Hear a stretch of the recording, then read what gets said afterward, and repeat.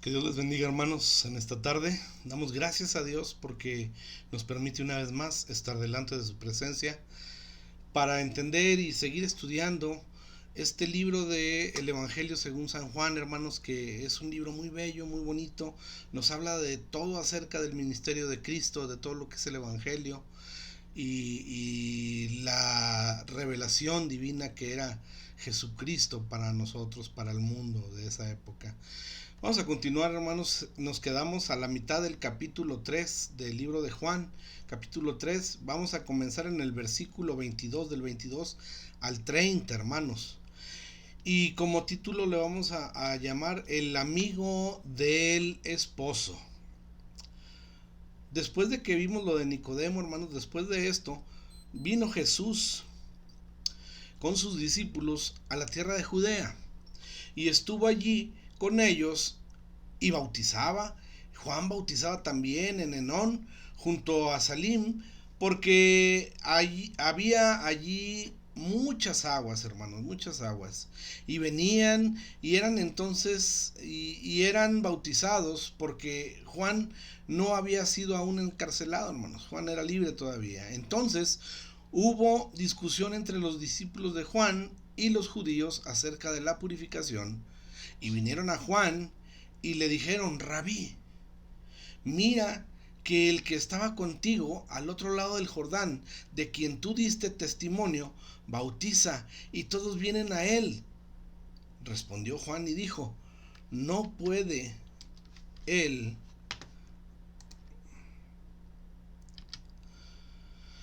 no puede el hombre recibir nada si no le fuere dado del cielo.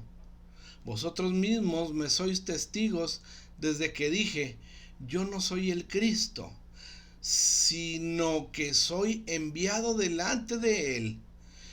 El que tiene esposa es el esposo, mas el amigo del esposo que está a su lado y le oye, se goza grandemente de la voz del esposo. Así pues, este mi gozo está cumplido. Es necesario que él crezca, pero que yo mengüe. Aleluya. Vamos a hacer una oración, hermanos, para comenzar. Vamos a comenzar con nuestro estudio y vamos a darle gracias a Dios porque nos ha estado instruyendo con estas palabras, con estos estudios. Aleluya. Vamos a orar, hermanos. Gracias, Padre, porque tú eres bueno. Gracias porque hasta este momento, Señor, tú has estado con nosotros y nos has bendecido. Gracias, Señor, porque tú has abierto nuestra mente, has tocado nuestro corazón a través de tu palabra y nos has transformado en una criatura nueva. Y ahora, Señor, nosotros tenemos hambre de ti, hambre de conocerte mejor, hambre de conocer tu carácter, hambre de conocer tu voluntad, Padre, para poder vivir más conforme a tu propósito, Padre. Queremos agradarte, Padre, y es por eso que nos esforzamos. Te pedimos que toques nuestra vida. Te rogamos, Señor, que quebrantes nuestro corazón. Te rogamos, Padre Santo, que seas tú quien tome el control de todo lo que hagamos en esta hora, en el nombre de Cristo Jesús. Amén. Aleluya. En este pasaje, hermano, estamos viendo que Juan nos informa acerca del ministerio de Jesús que tuvo en Jerusalén y en Judea, antes de que comenzara a predicar por toda Galilea. De esta manera, hermanos, complementa una vez más las narraciones de los otros evangelistas que comienzan el ministerio público de Jesús en Galilea, después de que Juan el Bautista había sido encarcelado. Y eso lo podemos ver en Mateo 4:12 al 17, Marcos 1 al 14, versículo 14, y Lucas 4, versículo 14. Como sabemos, hermanos, Jesús había ido a Jerusalén a la fiesta de la Pascua, y fue en esa ocasión cuando comenzó a realizar señales propias de su ministerio mesiánico, algo que inmediatamente llamó la atención de los judíos, hermanos, de tal manera que muchos creyeron en su nombre. Y lo podemos ver ahí en Juan 2, capítulo 2, versículo 23. Pero también, hermanos, también hubo algunos incidentes como la purificación del templo, que le acarrearon la enemistad de las autoridades religiosas de ese tiempo. Y es en este contexto donde debemos entender la decisión de Jesús de dejar Jerusalén y de buscar lugares más desiertos en las zonas rurales de Judea. Su fama creciente, hermano, entre las muchedumbres de peregrinos que habían ido a la Pascua ansiosas de que apareciera el Mesías prometido que les trajera la libertad de los romanos. Podía precipitar un levantamiento, hermanos, podía levantarse la gente popular con graves consecuencias que nada tenía que ver con su verdadera misión. Y por otro lado, la creciente enemistad de los líderes religiosos, hermanos, irritados al ver cómo Jesús cuestionaba el uso que hacían del templo. Podía llevarles a tomar la decisión de terminar con él antes de que su hora hubiera llegado, hermanos. Así que Jesús salió de Jerusalén y fue a la tierra de Judea, hermanos, a una zona próxima a la tierra de Judea, a donde Juan el Bautista seguía bautizando. Juan seguía en su misión, hermanos, de bautizar al pueblo, de bautizar a todos los que buscaran el bautismo. Y Jesús sale hacia allá también, hermanos. Y dice la palabra de Dios y estuvo allí con ellos y bautizaba. Juan estaba bautizando, pero Jesús también por su lado estaba haciendo lo mismo. También él estaba bautizando.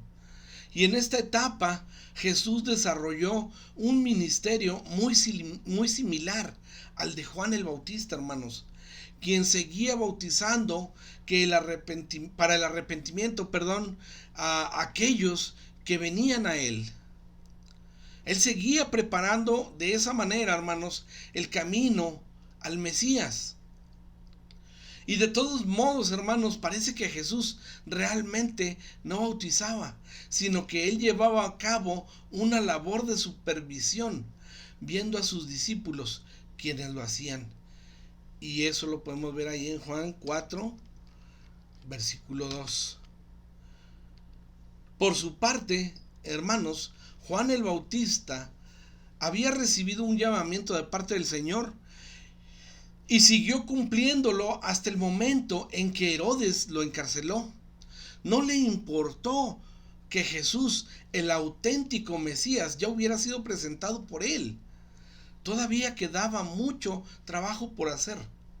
Y él siguió predicando incansablemente acerca de la necesidad del arrepentimiento como un requisito imprescindible para recibir al Mesías. Y de hecho, hermanos, tal vez pensó que su trabajo sería más fácil una vez que Jesús ya había aparecido públicamente como el Mesías. Él no buscaba excusas para terminar su jornada de trabajo, sino que, como vemos, él se esforzó hasta el fin por dar testimonio de Jesús. Además, suponemos que Jesús no era muy conocido en aquellos primeros días, así que Juan todavía podía ayudar mucho. Por esto, hermanos, lo que parece, el Señor decidió apoyar el ministerio de Juan y unir sus fuerzas a las de él. El lugar exacto en el que estuvieron en Enón junto a Salim no se conoce con exactitud. En cualquier caso, parece que estaban bastante cerca el uno del otro, lo que, como veremos a continuación, hermanos, generó cierto conflicto entre algunos discípulos. Y dice ahí, hubo discusión entre los discípulos de Juan y los judíos acerca de la purificación. No sabemos, hermanos, verdaderamente no sabemos si la discusión tenía que ver con las diferencias en cuanto a los ritos de purificación de los judíos y el bautismo que practicaba Juan, o si se trataba de una discusión por cuál de los dos bautismos tenía mayor valor purificador, el de Juan o el del Señor Jesús. Aunque también, hermanos, es posible que ambas cosas fueran motivo de discusión. Si bien no tenemos detalles precisos sobre lo que estaba ocurriendo en el caso de que aceptemos la primera suposición, entonces debemos imaginar que algunos judíos contrarios a Juan Bautista podrían estar llevando a cabo una campaña de desprestigio en contra del argumento que su bautismo para arrepentimiento no tenía ningún valor para purificar. Algo que por el contrario ellos afirmarían que sí tenían los diferentes rituales que los judíos practicaban. Leyendo este versículo, hermano, de forma aislada, esta parece ser la interpretación más correcta. Y no sería de extrañar, puesto que los líderes judíos rehusaron ser bautizados por Juan. Lucas 7:30. Y dice otro versículo, hermanos, y con anterioridad ya le habían interrogado acerca de su derecho a bautizar. Está en Juan 1:25, hermanos. Además, el fuerte impacto que el ministerio de Juan había tenido en el pueblo ponía en evidencia que muchos estaban buscando una realidad espiritual que los ritos de purificación que los judíos practicaban no les ofrecían. Se habían dado cuenta, hermano, de que su religión, a pesar de sus ostentosos rituales, en el fondo estaba vacía y no tenía ningún poder para cambiar sus vidas. Todo se reducía, hermanos, a lavamientos continuos de personas y de cosas que nunca llegaban a cambiar el interior del corazón. Y eso lo vemos ahí en Marcos 7:4, hermanos. Marcos 7:4. Por el contrario, hermanos, la predicación del Bautista tenía la frescura y el poder revitalizador que solo la palabra de Dios tiene. Y el poder es que es muy probable que con este poder la discusión surgiera como otro intento más de los líderes judíos por quitar valor al bautismo de Juan. Sin embargo, hermanos, leyendo los versículos que siguen, pareciera que la discusión hubiera surgido por un debate sobre el cual los dos bautismos, el de Juan o el de Jesús, tenía mayor fuerza purificadora. Y también cuál de los dos líderes era mejor y tenía mayor dignidad. En los casos, hermanos, en los dos casos se trataba de una discusión inútil, hermanos. Porque ningún acto externo puede cambiar el corazón de las personas, hermano. Grábeselo. No hay acto externo que pueda cambiar su corazón, hermano, mi corazón. Ni los lavamientos judíos, ni el bautismo de Juan o el de los discípulos de Jesús pueden hacerlo. No, no se puede. Todo esto solo eran símbolos y no tenían valor alguno sin la realidad a la que se apuntan. ¿Cuál era esa realidad, hermanos? Demostrar externamente que adentro de nosotros, en nuestro corazón, ya había habido un cambio, que nuestra vieja persona había muerto y había resucitado una nueva. Ese era el símbolo, pero no tenía valor si solo lo hacían, pero no se demostraba, hermano.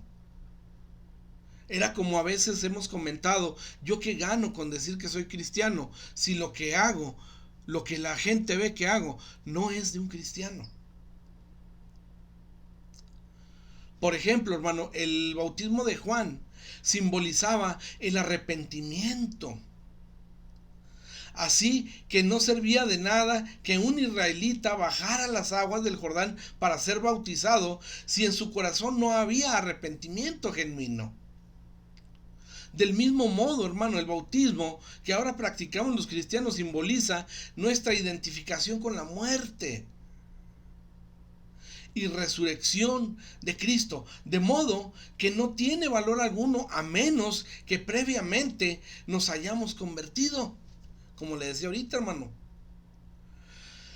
todas las religiones ponen mucho énfasis en los ritos externos, hermanos, pero la obra de Cristo tiene que ver con nuestros corazones caídos. Y esto solo puede llevarse a cabo por medio del arrepentimiento y la fe, que abren la puerta a la obra regeneradora del Espíritu Santo en nosotros. Aleluya. Y dice ahí, y vinieron a Juan y le dijeron, el que estaba contigo bautiza, y todos vienen a él. Ahí estaban diciéndole a Juan acerca de cómo Jesús estaba bautizando y todos iban a él. Tal como los discípulos de Juan lo planteaban, hermanos, el asunto a su maestro, se aprecia que tenían una amarga queja. Y vamos a ver cuáles eran los motivos, hermanos, de esa queja que tenían los discípulos de Juan. En principio, hermano, veían a Jesús como un rival y un competidor que estaba eclipsando a Juan. Tal era su disgusto, hermanos, como con el que evitan en todo momento llamarle por su nombre. El que estaba contigo al otro lado del Jordán. Ellos ya sabían que era Jesús y ellos ya sabían que era el enviado de Dios, era el Mesías, pero no lo nombraban como tal. Ellos le decían, el que estaba contigo al otro lado del Jordán. No podían ocultar, hermanos, que había celos y envidia en sus corazones. Por otro lado, hermanos, parece que creían que solo su maestro tenía el derecho de bautizar, así que cuando Jesús y sus discípulos comenzaron a hacerlo, también les pareció un atrevimiento inaceptable. Es más, pensaban que ponerse a bautizar a su lado era un acto de ingratitud. Sobre todo, hermanos, después de que el mismo Juan hubiera dado testimonio a favor de Jesús. Ellos pensaban, hermano, que cuanto menos era una falta de cortesía. Y cuando observaron, hermanos, que la mayoría de las personas iban a ser bautizadas por los discípulos de Jesús, no pudieron esconder su disgusto. Y llegaron a culpar al mismo Juan por haber sido tan insistente en hablar bien de él a todas las personas. Creían que debía haber sido más precavido y no haber ensalzado tanto a alguien que luego le iba a hacer la competencia. Y como decimos, hermanos, coloquialmente, le iba a robar la clientela. ¿Le estaba robando la clientela ahí Jesús a Juan? No, mi hermano, el objetivo era ese, que tenían que seguir a Cristo, tenían que seguir al Maestro. Seguramente, hermanos, también hubo más argumentos relacionados con la capacidad de la purificación del bautismo de Jesús. Lo cuestionaban o la convivencia de que hubiera dos grupos practicando el mismo bautizo. No era conveniente tal vez, hermanos. Pero sin duda, hermanos, cuando presentaron su queja ante Juan, ellos esperaban que él tuviera la misma reacción que ellos. Esperaban que Juan pensara igual o reaccionara igual que ellos. Pero que poco conocían a su maestro. Fue como si la llama hubiera caído del océano porque en el corazón de Juan, hermanos, solo había amor y admiración hacia Jesús. Así que, hermanos, lejos de sentirse molesto por la creciente fama de Jesús, él se sentía dichoso y profundamente feliz, hermano. Y es un ejemplo, hermano, que nos está dando Juan a través de estos versos, de estos escritos. Porque cuántas veces, hermanos, nosotros estamos ayudando, trabajando, no sé, en la obra de Dios, y llega un hermanito que también quiere ayudar y hace también lo mismo que nosotros, pero hay a veces como que en nuestro corazón, hermanos, se siente la competencia, se siente la envidia, o pensamos que nos quieren despojar de nuestra tarea. No, hermano. Tenemos que estar abiertos y recordar siempre, hermanos, así como Juan lo estaba haciendo, que la obra es del Señor. Y estamos trabajando para el Señor. Y si más gente se añade para trabajar por el Señor, gloria a Dios, hermano. Si hay más gente que quiere predicar, hermano, y su servidor, el hermano Manuel, se tiene que hacer a un lado para que también trabajen. Amén, hermano, gloria a Dios. Si estamos trabajando en la música, hermanos, y llega talento y llega gente que Dios tenga planeada poner ahí al frente con la música, hermanos, el hermano Manuel, si Dios le indica, se va a hacer a un lado, hermanos. Porque la obra es de Dios, no es mía, hermanos. Entonces Juan entendía ese concepto, hermanos. Juan estaba entendiendo ese concepto, y por eso él, lejos de sentir la envidia o sentir alguna rivalidad con Jesús, porque estaba bautizando, en su corazón, dice, había amor. Y se sentía profundamente feliz, hermanos. Gloria a Dios, qué bonita palabra, hermano, qué bonito pensamiento, qué bonito corazón le había dado el Señor a Juan el Bautista. Ahora, hermanos, en aquellos momentos, si algo podía entristecer al Bautista, era que sus propios discípulos no hubieran llegado a comprender que Jesús era realmente el Mesías, el que los profetas habían anunciado. Si lo hubieran entendido, hermanos, si los discípulos de Juan hubieran entendido que Jesús era verdaderamente el Mesías, no habrían tenido envidia por su éxito, hermanos, ni tampoco habrían manifestado ese espíritu de exclusivismo, que simplemente era muy dañino. Pero desgraciadamente, el hombre carnal, hermanos, siempre está inclinado a formar partidos y grupos. Ninguno, hermanos, estamos libres de este peligro, aún dentro de la propia iglesia, hermano, como le decía ahorita. Muchas veces, equivocadamente, hermano, llega alguien nuevo y con ganas de trabajar y sentimos que es competencia. Y a veces, hermano, peor aún, equivocadamente, hacemos las cosas para que ellos no puedan entrar a nuestro círculo o no puedan desarrollarse en algún ministerio. Y eso no es de Dios, hermanos. Eso no es de Dios. A veces, hermanos, queremos abarcar todo, queremos hacer todo y que nadie se meta porque yo soy el que sabe de esto, yo soy el que sabe cómo se debe de hacer y nada más yo. No, hermanos, no. A veces estamos saturados, hermanos, pero vemos que está ahí la persona que Dios envía para que nos ayude. Pero como pensamos o sentimos que nos quieren desplazar, hermanos, no les damos la oportunidad y los truncamos, hermanos. Como que ponemos así un alto, que no pasen. Aleluya. Entonces, hermanos,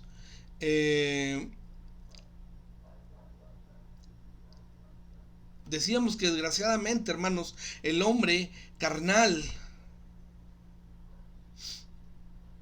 siempre está inclinado a formar partidos y grupos. Ninguno estamos libres de este peligro, aún dentro de la propia iglesia.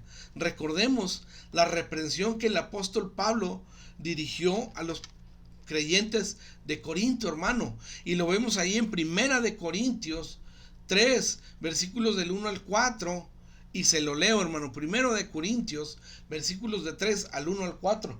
De manera que yo, hermanos, no pude hablaros como a espirituales, sino como a carnales, como a niños en Cristo. Os di a beber leche y no vianda, porque aún no eras capaces, ni sois capaces todavía, porque aún sois carnales. Pues habiendo entre vosotros celos, contiendas y disensiones, ¿no sois carnales y andáis como hombres? Porque diciendo a él uno, yo ciertamente soy Pablo, y el otro, yo soy Apolos, ¿no sois carnales? Aleluya. Los discípulos de Juan, hermanos, se sentían celosos porque la fama de Jesús estaba eclipsando a su maestro y también a ellos mismos. Con la aparición de Jesús, hermanos, todo, escuche bien, todo había empezado a cambiar. Y al ver cómo la gente se iba tras él, sintieron que pronto se quedarían sin partidarios. Así que no ocultaron su disgusto y dieron rienda suelta a un espíritu sectario. Este afán, hermanos, que tenían los discípulos de Juan por tener el monopolio, tener el control total de la gente, el respeto y del éxito de toda la gente, ha sido en todas las épocas un veneno. Eso es un veneno, hermano, en las iglesias. Y la vergüenza de muchos de sus ministros, hermanos.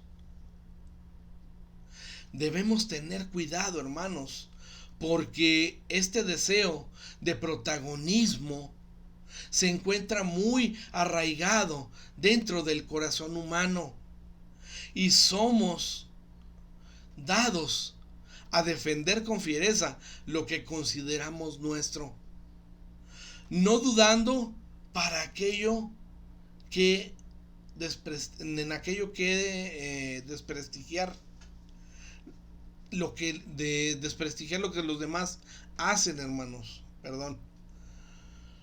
Por eso, hermano, es necesario examinarnos constantemente por medio de la oración y la lectura de la palabra, desconfiando siempre de nuestro engañoso corazón, hermano. Imagínese, hermano, imagínese nada más. Dios nos libre, pero imagínese que llegue alguien ahí que también tenga el liderazgo de la alabanza o de predicar o de la enseñanza, y Dios lo quiera usar ahí en nuestra congregación, hermanos, y el hermano Manuel haga todo lo posible porque no se desarrolle. No, hermano, no. Dios nos libre de eso. Y tenemos que estar diligentes, hermanos, atentos, con los ojos bien abiertos, para que estas cosas no sucedan, hermanos. Para que cuando haya gente que quiera servir, que quiera trabajar, le podamos dar el lugar y apoyarle, enseñarle si no lo sabe, para que pueda servir, hermano. Hay mucho trabajo que hacer, hermano, y hay pocos obreros. Aleluya. No puede el hombre recibir nada si no le fuere dado del cielo, hermano. El hombre no puede recibir nada, hermanos, si no le fuere dado del cielo. Como ya lo hemos señalado, hermanos, Juan no apoyó la causa de sus discípulos, sino que se alegró porque la nueva popularidad que Jesús estaba teniendo confirmaba que su obra como precursor suyo se había llevado a cabo satisfactoriamente. ¿Qué quiere decir esto, hermano? Que Juan tenía por revelación divina indicado que el que venía de él iba a ser más grande y su ministerio iba a ser más grande e iba a hacer más cosas más grandes que Juan. Y cuando Juan ve esto, Juan eso lo predicaba, y cuando Juan lo ve realizado en Jesús, que va creciendo en ministerio, que la gente lo empieza a seguir. Eso debió haber sido una grande satisfacción para Juan, porque veía que verdaderamente estaba haciendo lo que Dios le había indicado que hiciera, y todo lo que se hizo se estaba cumpliendo. Así que, hermanos, con la humildad y sinceridad que le caracterizaban, solo pudo volver a reconocer la superioridad de Jesús.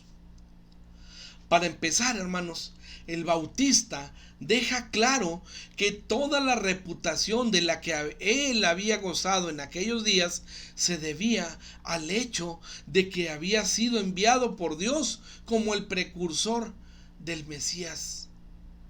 Lo que le decía ahorita, hermano. Sin embargo, sin Jesús, ni Juan, ni su ministerio habrían tenido ningún sentido o valor, hermanos. Era Juan, hermanos, quien debía todo lo que era a Jesús, y no al revés, hermanos. Y eso equivocadamente lo pensaban sus discípulos, hermanos. Imagínense, hermano, que yo le hablo de mí, hermano, porque no le puedo hablar de nada más que de mí conozco las cosas, y yo le puedo dar testimonio de mí, hermano. Que yo dijera, es que todo esto es mío y todo esto se está haciendo porque yo lo hago, o es que aquí hay bendición porque yo predico, porque yo canto, porque yo soy el que trae la unción. No, hermanos, no. La unción, el conocimiento, la sabiduría, el poder viene de Dios, viene del Padre. No es por nosotros, no es porque nosotros podamos o porque nosotros seamos alguien. No, hermano. Sin Dios, hermano, no somos nada. Sin Cristo en nuestro corazón estamos perdidos, hermanos, y condenados. Sin la guianza, hermano, del Espíritu Santo, ya nos hubiéramos perdido. Entonces, hermanos, el Señor mismo afirma esto ahí en el capítulo 5 de Juan, hermanos, versículos 33 y 34, dice de la siguiente manera: vosotros enviasteis mensajeros a Juan, y él dio testimonio de la verdad, pero yo no recibo testimonio de hombre alguno. Aleluya. Juan, hermanos, aceptó este hecho sin ningún vestigio de amargura o de enfado, hermano. No.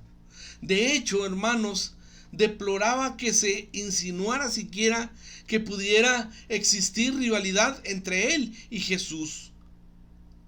Por el contrario, hermanos, el Bautista se gozaba al ver que Cristo estaba subiendo en la estima del pueblo y que había llegado a ocupar un lugar mayor que el que él mismo había tenido. Aleluya, hermanos. Qué bonito, hermano, cuando nosotros entendemos que el que hace las cosas, hermanos, el que tiene el poder, el que es digno de recibir la gloria, es Él, hermanos, es Cristo, es nuestro Padre Celestial, no nosotros, hermanos. Nosotros no somos nada. Nosotros somos una voz, como decía Juan precisamente, una voz que clama, hermanos. Pero el verdadero poder, el verdadero protagonista es Cristo, hermano. Aleluya. Cuando observamos, hermanos, su contestación, nos damos cuenta de su nobleza y de su grandeza. De hecho, hermanos, en este clímax de su ministerio, el momento en que más alto voló, tal vez podríamos pensar en otras circunstancias en las que manifestó mucho valor y grandeza, como cuando predicaba a todo tipo de personas exhortándoles sin tregua para que se arrepintieran de sus pecados, o cuando denunció al mismo rey Herodes por haberse casado con la mujer de su hermano, o también cuando resistía los interrogatorios de los líderes religiosos de la nación sin amedrentarse, hermanos, sin tener miedo. Para todo eso era necesario mucho valor, hermanos. Pero si lo pensamos bien, hermanos, aún es necesaria mayor grandeza para reconocer y no olvidar en ningún momento que todo lo que somos y todo lo que tenemos, hermano, escúcheme bien, se lo debemos a Cristo. Porque por nosotros mismos, hermanos, no somos nada. Entonces, hermano, el corazón humano no está preparado para la fama y son muy pocos los que consiguen digerirla. Juan el Bautista, hermano, pertenece a esa especie en extinción. Cuando había llegado a lo más alto de su popularidad, hermanos, no perdió el norte, no se perdió, hermano, y siguió atribuyendo a Cristo toda la gloria. Nosotros, hermanos, debemos valorar e imitar su ejemplo en nuestras vidas, ese gran ejemplo que nos dio Juan. Juan, hermanos, nunca dejó de reconocer que su influencia y su posición eran dones divinos. No era él, hermano, era Dios en él.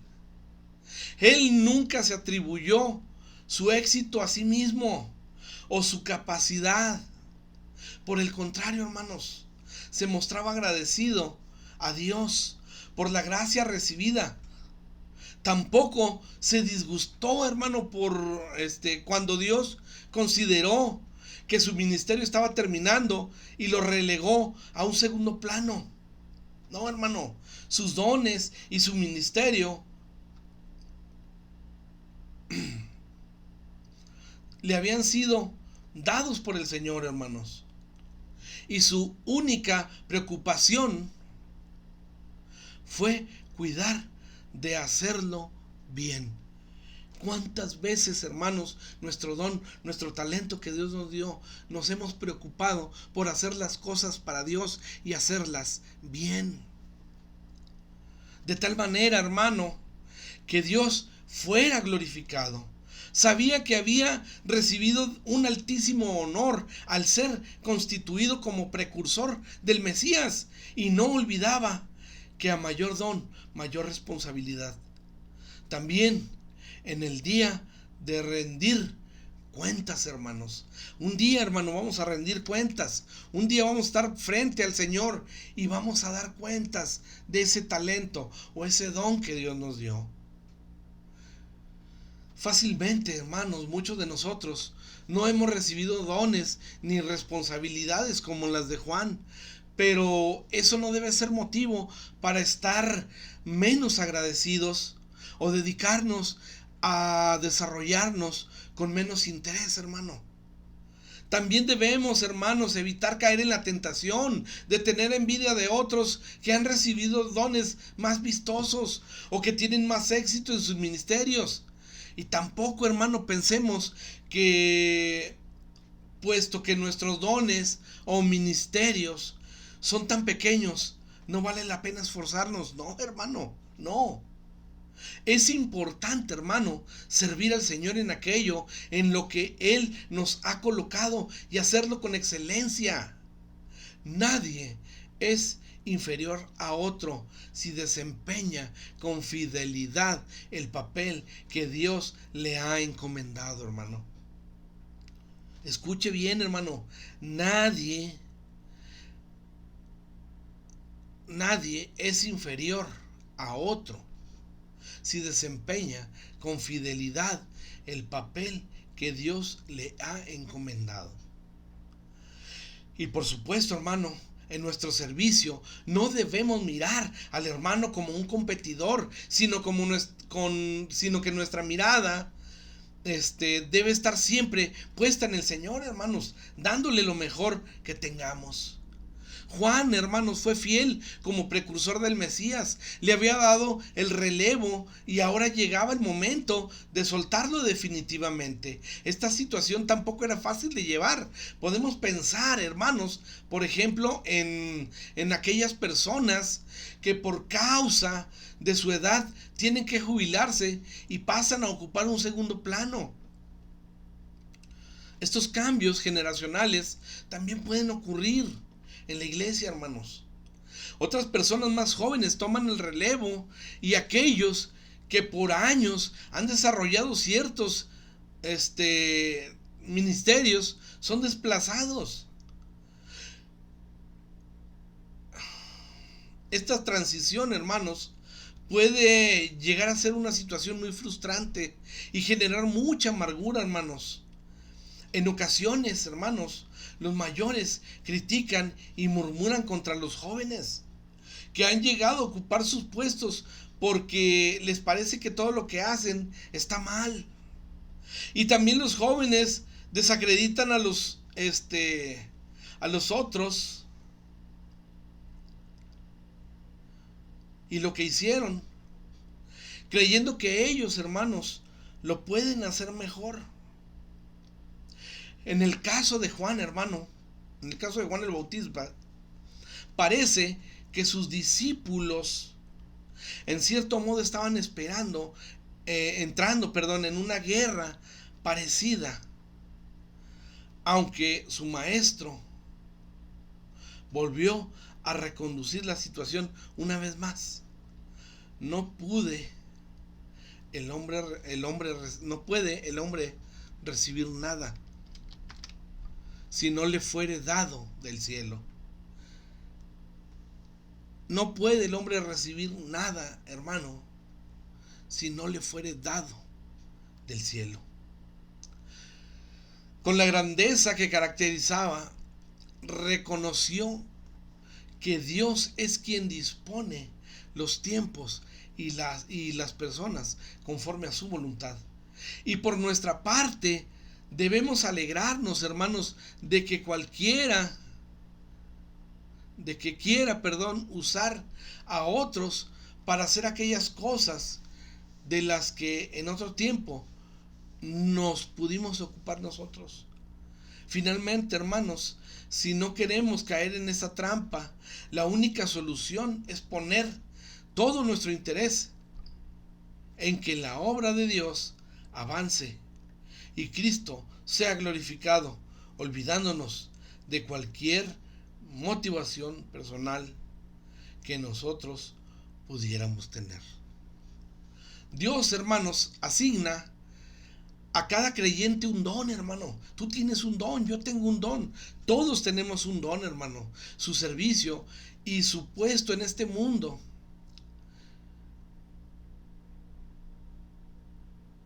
Todos tenemos un don y tenemos un servicio y un puesto en este mundo, hermanos. Y es una locura querer atribuirse más de lo que Dios nos ha dado. Él nos ha redimido para algo concreto y nos ha capacitado adecuadamente para ello. Pero el desarrollo de este servicio, hermano, debemos evitar competir con otros cristianos o también ser pobres imitadores de otros. Además, hermanos, debemos ser conscientes de que dentro de sus planes eternos, Dios puede querer asignarnos un lugar diferente en otros momentos y debemos estar dispuestos a aceptar con agrado estos cambios. Tenemos que dejar que sea Él quien escoja, use y honre a sus propios instrumentos según le parezca. Usted y yo somos un instrumento en las manos de Dios. Imitemos a Juan, hermanos. Imitemos a Juan el Bautista, que estaba satisfecho con el lugar y la obra asignada por Dios para él. Yo no soy el Cristo, decía Juan, hermanos. Yo no soy el Cristo, sino que soy enviado delante de él. Aleluya. Ante las quejas, hermanos, de los discípulos, Juan demostró ser el de siempre, con un mismo pensamiento acerca de sí mismo y de Jesucristo. Por esta razón, hermanos, puedo apelar a la memoria de todos ellos. Vosotros mismos me sois testigos de que dije: yo no soy el Cristo, sino que soy enviado delante de él. Ahí apeló a la memoria de sus discípulos para recordarles eso que él mismo había dicho. Y hay que reconocer, hermano, que es difícil a veces mantenernos a flote en situaciones tan diversas como las que él atravesó. Pero nada, hermano, pero nada le hizo cambiar. Y él siguió siendo el mismo cuando las multitudes venían en masa a su bautismo o cuando dejaban de venir, en la fama y en el olvido. Ahora bien, si él pudo, hermano, mantener el equilibrio, fue porque nunca perdió la vista de la suprema autoridad de aquel a quien servía y de quien no era digno ni aún de desatar la correa de su calzado. Juan, hermanos, nunca dejó de considerarse un siervo y actuar como tal. Vemos ahí en Lucas 17:10, dice: en el nombre de Cristo, así también vosotros, cuando hayáis hecho todo lo que os ha sido ordenado, decid: siervos inútiles somos, pues lo que debíamos hacer, hicimos. Aleluya. Y dice ahí en el capítulo 3 de Juan: el que tiene la esposa es el esposo. Para acabar de explicar a sus discípulos el papel que tenía en relación a Cristo, Juan empezó la metáfora muy conocida del esposo y la esposa. El Señor mismo también la usó. Y vamos a ver ahí en Marcos capítulo 2, versículo de 18 al 20. Dice: en el nombre de Cristo. Y los discípulos de Juan y los de los fariseos ayunaban. Y vinieron y le dijeron: ¿por qué los discípulos de Juan y los de los fariseos ayunan, y tus discípulos no ayunan? Jesús les dijo: ¿acaso pueden los que están en las bodas ayunar mientras está con ellos el esposo? Entre tanto que tienen consigo al esposo, no pueden ayunar. Pero vendrán días cuando el esposo les será quitado, y entonces aquellos días ayunarán. Aleluya. Pero también desarrolló la misma ilustración, hermano. Vamos a ver ahí en 2 de Corintios capítulo 11, versículo 1. 2 de Corintios 11, versículo 1. Dice: en el nombre de Cristo: porque os celo con celo de Dios, pues os he desposado con un solo esposo, para presentaros como una virgen pura. Aleluya. La fidelidad, hermanos. La fidelidad a Dios. Además, hermanos, esta figura también era conocida en el Antiguo Testamento, donde Israel fue designado en repetidas ocasiones, como la esposa de Jehová. Lo vemos ahí en Isaías 54:5 y lo vemos también en Isaías 62:4 y 5. Y no cabe duda, hermano, que los profetas la usaron con frecuencia porque expresaba una forma maravillosa la unión íntima que Dios siempre ha deseado tener con su pueblo. Ahora bien, tal como Juan el Bautista y el mismo Señor la utilizaron, adquiriría nuevos matices, porque si bien en el Antiguo Testamento el esposo era Jehová, ahora ese honor lo recibe Cristo.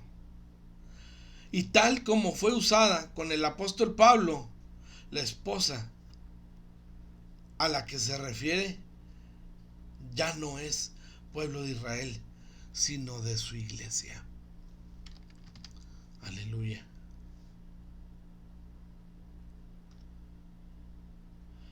Pero en todos los casos, hermanos,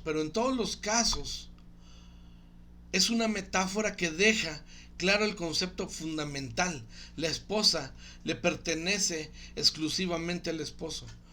Y esto es exactamente lo que Juan quería transmitir a sus discípulos. Una vez más les dijo que el esposo auténtico era Jesús. Solo Él es digno de recibir la gloria de su pueblo. Por lo tanto, si Juan estuviera llamando la atención, la esposa de la esposa sobre sí mismo, llamar la atención a él de la esposa sobre sí mismo, esto habría sido el acto más deplorable, hermano, que pudiéramos imaginarnos. Y lo mismo, hermanos, para cualquier siervo de Cristo, busca atraer la atención de la iglesia hacia sí mismo, constituye, buscar, hermanos, la atención de la iglesia para uno mismo, constituye una forma de deslealtad despreciable.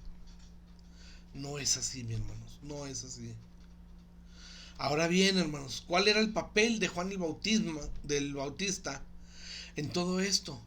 Pues como él mismo señaló, él solo era un amigo del esposo. Entre los judíos, al amigo le corresponde actuar como mediador para realizar los arreglos de la boda y reunir al novio con la novia. Su misión terminaba una vez que, escuchando la voz del novio, al comprobar que le habían presentado a una novia virgen, a partir de ese momento, el amigo del novio debía retirarse discretamente.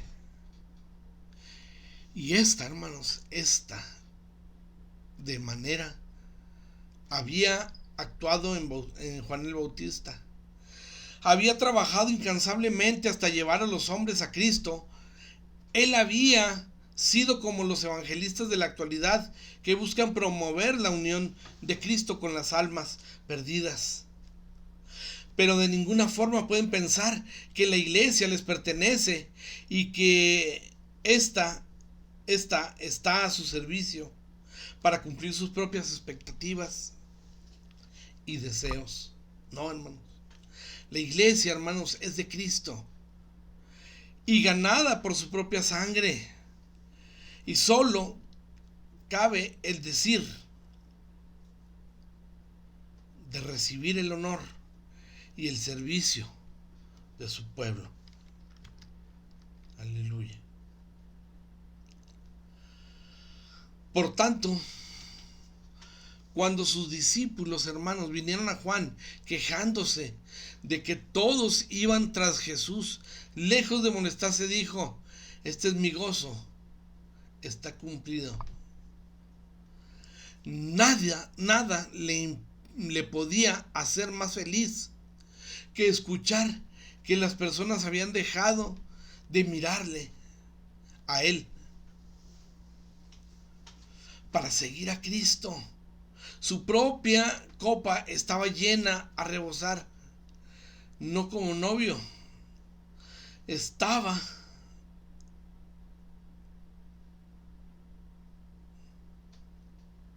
aleluya, estaba recibiendo la bienvenida de los suyos. Qué estupendo modelo para todo ministro del Señor, hermanos. Saber que tu copa rebosa, hermanos, y tener tanta alegría en que estás recibiendo al novio, darle la bienvenida con los suyos. Ese es un grande privilegio, hermanos. Y por supuesto, hermanos, la raíz de la metáfora deducimos también la responsabilidad que tiene la esposa. Ella debe permanecer como una virgen pura, que no se debe relacionar con nadie más que con Cristo, que la redimió con su sangre preciosa. No hacerlo así sería un acto de infidelidad, hermanos. Tenemos que dar honor a nuestro Padre Celestial. Como iglesia en Cristo tenemos que dar honor al esposo. Es necesario, hermano, que Él crezca, pero que yo mengüe. Es necesario, hermano, que Él crezca, pero que yo mengüe. Juan concluye, hermano, y aquí terminamos también con nuestro estudio, hermano. Juan concluye con estas hermosas palabras, hermanos. Su misión estaba terminando. Y ahora, hermano, le tocaba retirarse lo más discretamente posible. A partir de ese momento, lo que convenía era que Cristo continuara creciendo en la estimación de la gente, mientras que Él pasaba al anonimato. Debemos notar, hermanos, en esta lectura que tuvimos hoy, que no obstante, según las palabras de Juan, parece que está dando a entender que Cristo crecería en la misma medida en la que Él menguaría. Y realmente, hermano, esto es un principio bíblico. Cristo crecerá también en nosotros al mismo paso al que nosotros vayamos muriendo a nuestro egoísmo y a nuestra carnalidad, hermanos. Así, hermanos, así Juan llegó a la plenitud de su ministerio y constituye una adecuada clausura a su obra. Sin duda, no puede haber un pensamiento más elevado y puro que este, el de Juan el Bautista. Gloria a Dios, hermanos. Vamos a orar para dar gracias por este estudio, por esta palabra que espero que sea edificante para su vida, hermanos. Y vamos a dar gracias a Dios, vamos a orar para terminar con este estudio y pues despedirnos y estar listos, hermanos, para la próxima semana, el capítulo 4 del libro de Juan. Ánimo, hermanos, vamos a hacer una oración y así nos despedimos. Aleluya. Padre, te doy gracias, Señor, porque eres bueno. Gracias, Señor, porque a pesar de todas las cosas, Padre, tú estás con nosotros. Tú nos fortaleces, tú nos levantas. Tú nos has redimido con un propósito.